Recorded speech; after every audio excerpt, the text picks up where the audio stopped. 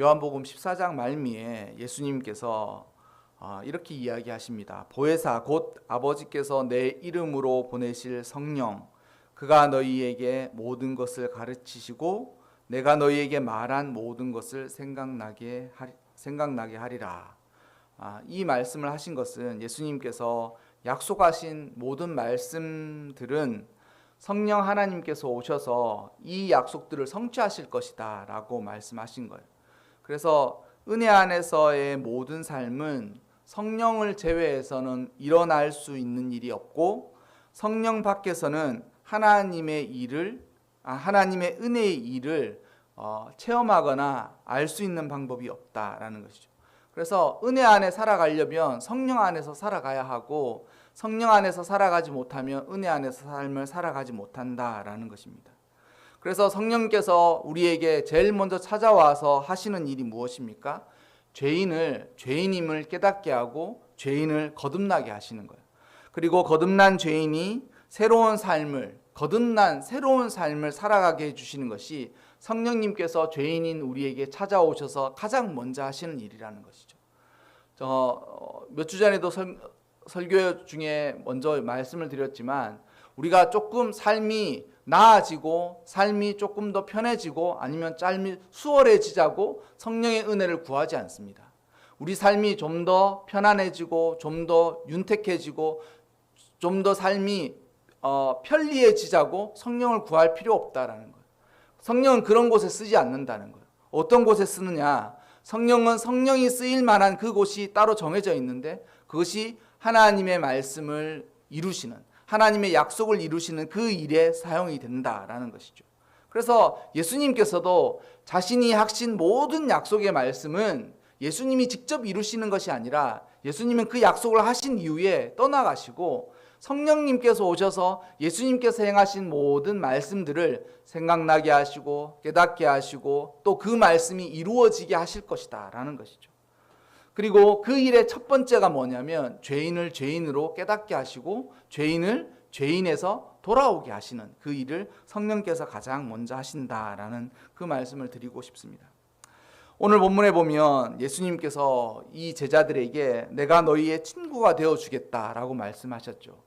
이것은 제자들뿐만 아니라 예수님을 믿는 모든 이들에게, 예수님을 따르는 모든 사람들에게 하신 약속입니다. 그러니까 예수님께서는 내가 너의 선생이지 않느냐. 예수님을 따랐던 모든 제자들이 처음에는 랍비어라고 하면서 선생님이라고 따랐거든요. 그러니까 내가 선생이지만 예수님은 종의 삶을 사셨죠. 다른 사람을 섬기는 삶을 사셨습니다. 그래서 예수님이 죽으시기 전날 밤에 그것을 또 제자들에게 보여주셨지 않습니까? 그가 허리를 묶고 수건을 두르고 제자들의 발을 씻겨주신 거예요. 그래서 예수님은 선생이셨으나 종의 삶을 사셨고, 종의 삶을 사셨으나 자기의 몸을 희생의 제물로 드렸어요. 그러니 종의 삶을 살았을 뿐만 아니라 자기 스스로를 마치 양 한 마리, 제물로 드려지는 양 한 마리와도 같은 그런 삶을 사셨다라는 것이죠. 그런데 예수님께서 선생이셨으나 종의 삶을 사시고 종의 삶을 사셨으나 희생의 제물로 자기 자신을 드린 예수님께서 제자들과 그를 믿는 모든 사람들에게 나는 너의 친구가 되어주겠다라고 말씀하신 것이죠. 가장 가까이에, 가장 내밀하고 은밀하지만 비밀이 없고 항상 함께 있어서 서로 막역한 그런 관계가 친구이지 않습니까? 어른이 되면서 점점 줄어들어가는 것이 이 친구라는 의미의 제대로 된 친구가 없어져 가는 것이 늘 아쉽습니다. 그래서 초등학교 때, 중학교 때까지만 해도 친구들이, 저는 초등학교 때, 중학교 때 친구들이 한 반이어서 그 친구들과는 적게는 6년, 그러니까 그 친구들하고는 제가 적게는 3년, 많게는 6년을 같은 반에서 지냈었거든요. 그러니까 항상 막역하죠. 못 본 지가 10년이 지났는데도 전화를 하면 늘 그때 생각이 나고 그때처럼 돌아가는 것 같습니다. 그런데 그때의 친구들을 제외하고 이제 나이가 들고 대학교를 졸업하고 뭐 이제 사역을 하니까 친구를 만날 수가 없죠. 아무리 동갑이라 그래도 야 친구야 이름 부르면서 뭐라 할 수 없습니다. 그러니 이제는 어른이 되면서 가장 아쉬운 것 중에 하나가 친구가 없어지는 거예요. 그리고 있던 친구들은 점점 더 연락을 하기가 어려워지고 또 연락하도 걔도 바쁘고 나도 바쁘니 서로 만나거나 밥을 한 끼 먹거나 이런 일이 너무 없죠. 며칠 전에도 중복이라서 친구한테 전화해서 제가 야 중복인데 저녁에 삼계탕이라도 먹자 이렇게 진짜 얘기를 했어요. 그랬더니 그 친구가 한 두세 달 전에 속이 너무 아파가지고 막 계속 죽만 먹고 있다. 그래서 이제 어떤지 물어보기도 할 겸 해서 야 중복인데 삼계탕 먹자 그랬더니만 여전히 안 좋다 그러는 거예요. 그러니까 못 먹었어요. 그러면서 참 이제는 친구 만나기가 참 쉽지 않구나 이렇게 생각해요. 그러니까 우리 인생 가운데 제가 삶을 살면서도 친구가 없어져 가는 거예요. 자꾸 친구가 없어져 가는 거예요. 그 말은 뭐냐면 홀로 있는 듯한 이런 생각들을 너무 많이 하게 되는 거예요. 나는 혼자고 내 혼자밖에 할 수가 없고 내가 이렇게 곤란하고 어렵고 답답할 때 얘기를 터놓고 이야기를 들어주고 내 편이 되어주고 그리고 내가 깊은 곳에 사실 꺼내기가 너무 힘든 그 이야기들을 전적으로 믿고 의지하면서 꺼내놓을 사람이 없다라는 것이죠. 친구 같은 친구 같은 배우자와 함께 살아가고 계십니까? 그건 축복이에요. 친구 같은 배우자와 함께 살아간다는 것은 정말 축복입니다. 배우자가 때때로는 배우자니까 한평생을 같이 하는 반려자이죠. 하지만 그 반려자가 친구처럼 친밀하다. 속에 있는 말을 꺼내놓고 또 그 이야기를 들어줄 수 있고 그에게 어떻게 해줄 수는 없지만 항상 함께 있어 줄 수 있다라는 그것은 정말 큰 축복이라는 것이죠. 그런데 그 일을 못하는 모든 이들뿐만 아니라 예수님은 자신을 믿고 따르는 모든 사람들에게 친구가 되어주신다. 친구가 돼. 그러니 시편의 기자의 말처럼 내가 저 바다 끝에 홀로 외딴 섬에 있어도 그가 두려워하지 않는다는 하나님 나와 함께 계시니까. 하나님이 나와 함께 계시니까. 어쨌든 예수님께서 우리에게 약속하신 것은 친구가 되어주시겠다는 거예요. 그리고 그 친구가 되어주시는 이 일은 단지 좋은 관계로 끝난다라는 것이 아니라 이것은 오늘 본문에서 이야기한 것처럼 친구를 위해 내가 너를 위해 죽어주는 사랑으로 내가 너의 친구가 되어준다. 그래서 친구가 친구에게 해줄 수 있는 가장 좋은 것이 무엇이냐?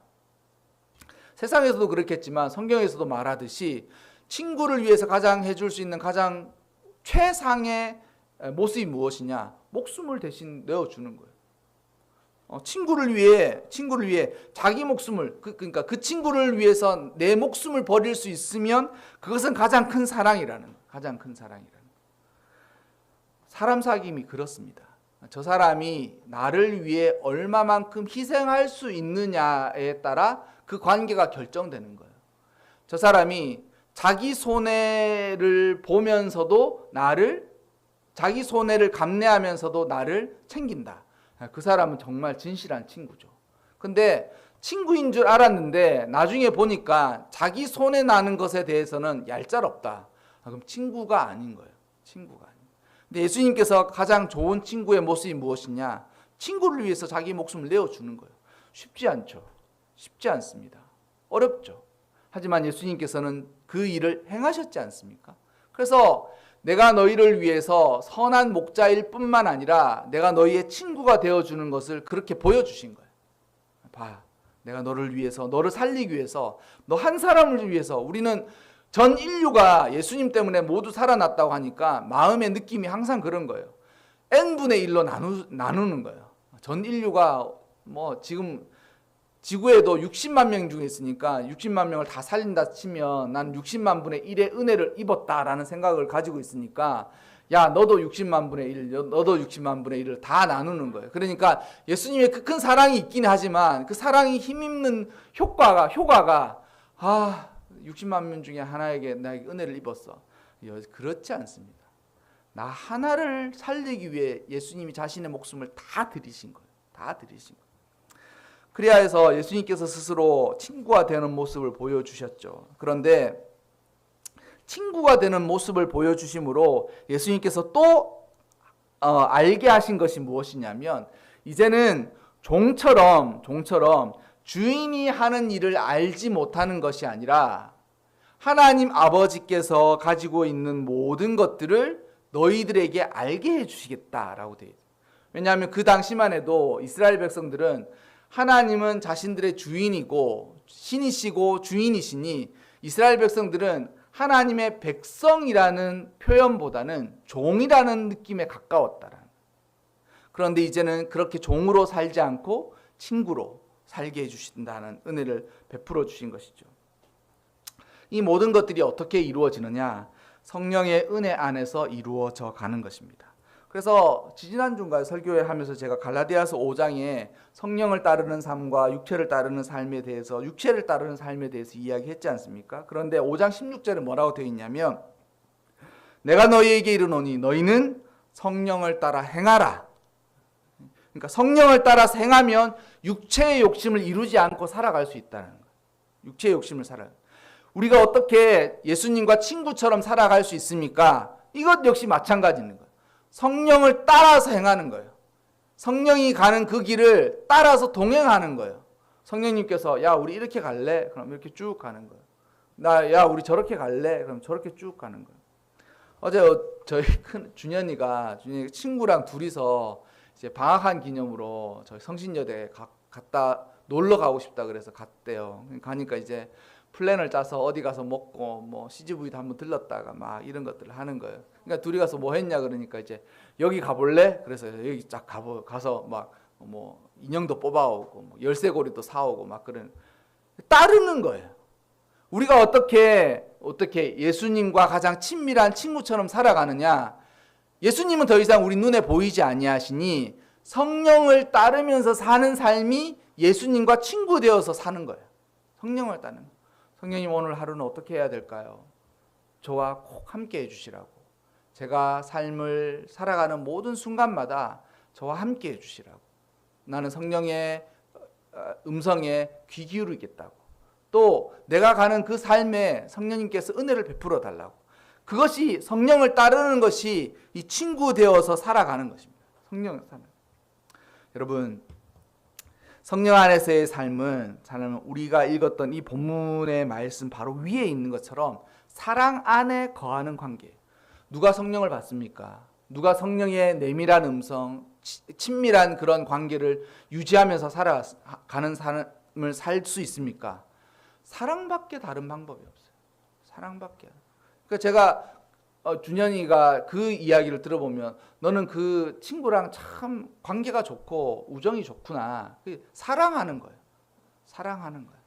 우리가 하나님의 계명을 지키는 사람은 누구냐? 하나님을 사랑하는 사람이 하나님의 계명을 지킬 수 있고 지켜가는 것입니다. 그리고 성령의 인도를 따르면서 살아가는 사람은 누구냐?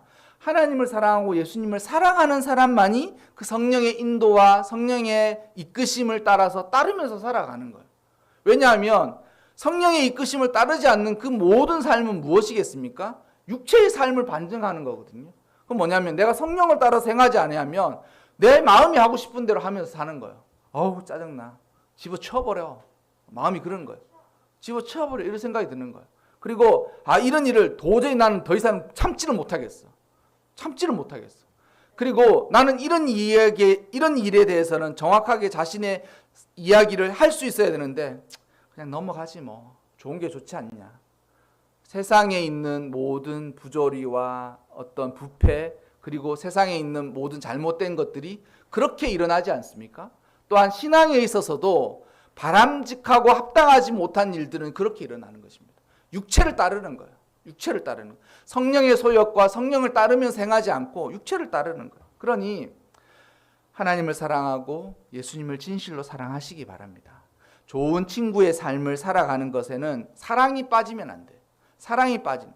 그러니 성령 받고 싶은 사람은 성령 달라고 하기 이전에 내가 하나님을 진실로 사랑하는지 예수님을 진실로 사랑하는지 스스로 확인하면서 살아가야 돼. 그래서 어느 순간 사랑이 식었다라면 에베소 교회 요한계시록에서 예수님이 말씀하신 것처럼 에베소 교회의 첫사랑을 회복하듯 사랑을 회복해야 돼. 성령을 부어 주셔가지고 내가 능력을 받아서 공부할 때는 지혜가 막 샘솟고 사람들 앞에서는 당당한 모습으로 막 능력을 발휘하고 자신의 능력에 막 그 잠재력을 막 폭발시키는데 성령을 쓰는 것이 아니라 하나님과 동행하고 하나님의 은혜를 따라서 살아가려면 내가 사랑이 끊어져 있진 않은지, 첫사랑을 회복하지 못하고 있진 않는지를 생각해 보아야 됩니다. 사랑하면 이미 예수님과는 친구가 되어 있고 성령님이 이끄시는 대로 삶을 따르기를 원하는 거예요. 따르기를 원하는 거예요. 그래서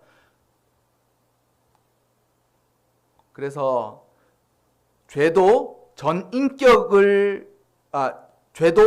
인격에서 나타나고 삶의 전 영역으로 뻗어가지만 사랑의 관계 안에서 성령 안에 있는 삶도 전 인격으로 나타나고 삶의 전 영역으로 뻗어나가는 거예요. 전 영역으로 뻗어나가는 거예요. 그래서 하나님을 사랑하고 또한 예수 그리스도를 사랑하는 이 사랑이 우리를 성령 안에서 성령을 따르며 살게 해 주실 겁니다. 성령을 따르면서 살게. 그리고 성령님께서 하시는 것은 무엇이냐면 우리와 성령이 하나 되게 하시는 거예요. 성령에 관해서 이야기를 종종 하다가 사람들은 이런 것들을 우리 문화적인 특성이기도 하고 우리 어떤 우리 사회적인, 그러니까 우리가 전통 사회적인 그런 특성이기도 한데, 성령님이 오셔서 성령님이 오시고 일하는 거 어떤 느낌을 갖느냐면 이런 거예요. 무당이 귀신 들리는 것과 비슷하다고 생각하는 거예요. 이게 뭐냐면 성령이 오셔서 우리와 함께 해주시라고 하면 나는 그거 도저히 할 수도 없는데 성령이 갑자기 내 손과 발을 마음껏 움직여가지고 못하는 거는 하게 하고 하고 싶은 것은 못하게 딱 막는 거예요. 그러니까 우리 인격 안에 성령님께서 이 어떤 불순물로 찾아오셔가지고 욕을 한마디 해야 되는데 입을 탁 막는 거예요. 욕은 벌써 마음은 욕으로 확 나가고 있는데 성령님이 입을 딱 막는 거예요. 그러니까 욕을 못하게 하는 거죠. 마음은 뭐 욕을 막 하는데. 그리고 저걸 지금 내가 하고 싶은데 내가 저걸 하는데 저걸 하지 못하도록 탁 잡아뜨리시는 거예요. 성령님께서 하고 싶은데. 여러분, 성령님은 귀신 들린 게 아니에요. 다 대부분 사람들이 성령님과 함께하면 자기는 그냥 의지가 없는 거예요. 영적으로 살아가고 싶지도 않고 하나님을 사랑하지도 않으니 의지가 없고 가만히 있고 싶은데 하나님께서 어거지로 공부하기 싫은 놈 그 책상에다 앉혀놓고 물 먹기 싫은 소를 그 물가에다 갖다 놓고 그렇게만 하시는 거예요. 물을 먹습니까, 소가? 소를 물 옆에 데려다 놓지만 어떻게 물을 먹일 수가 있습니까? 그와 마찬가지입니다. 여러분, 성령은 그렇게 오시지 않습니다. 성령님도 예수님께서 보시는 또 다른 영이시죠. 그러니 친구 되신 예수님처럼 성령님도 얼만큼 그가 친밀하면서도 우리의 영혼과 인격에 아주 알맞게 하시지 않겠습니까? 제가 겪어본 바로 그래요. 성령님은 정말 수줍으신 분이시구나 이런 생각이 들어요. 뭐냐면 내가 하고자 하는 것에 대해서 이 설교를 하면서 그 생각을 해보시면 내 친구가 너무 친한 친구가 있는데 그 친구는 너무 수줍어. 그리고 너무 소심하고 내성적이야. 그래서 내가 뭐 하자 그러면 그 친구는 그건 자기는 좋아하지 않지만 마음이 어떠냐면 그래 네가 하자니까 해. 그래 너가 하자니까 하자. 나 이거 하고 싶어. 그래 따라가 줄게. 나 오늘 이거 해야지. 그래 그래도 따라가 줄게. 성령님 그와 같으신 거예요. 성령님이 오시면 어떻게 되느냐? 성령을 받아보지 못한 사람은 알 수 없겠지만 성령님이 오시면 우리의 영혼 저 깊은 곳에 오셔서 우리와 함께 하신다는 거예요. 그 뭐냐면 이물질이 아니라 불순물이 아니라 우리의 영혼과 정말 하나 되어 결합하시는 거예요. 그래서 성령 받아서 우리 영혼 안에 거듭난 사람들에게는 성령의 소욕들이 그때서부터 일어나게 되는 것입니다. 그런데 가끔씩 세상을 따라서 육체를 따라서 마음대로 살고 싶은 때 어떻게 하시느냐? 성령님은 거기서 고통당하고 계시는 거예요. 고통당하고. 왜냐하면 친구니까 그런 거예요. 친구니까. 만약 성령님이 직장 상사 같다 그러면 어떻게 하겠습니까?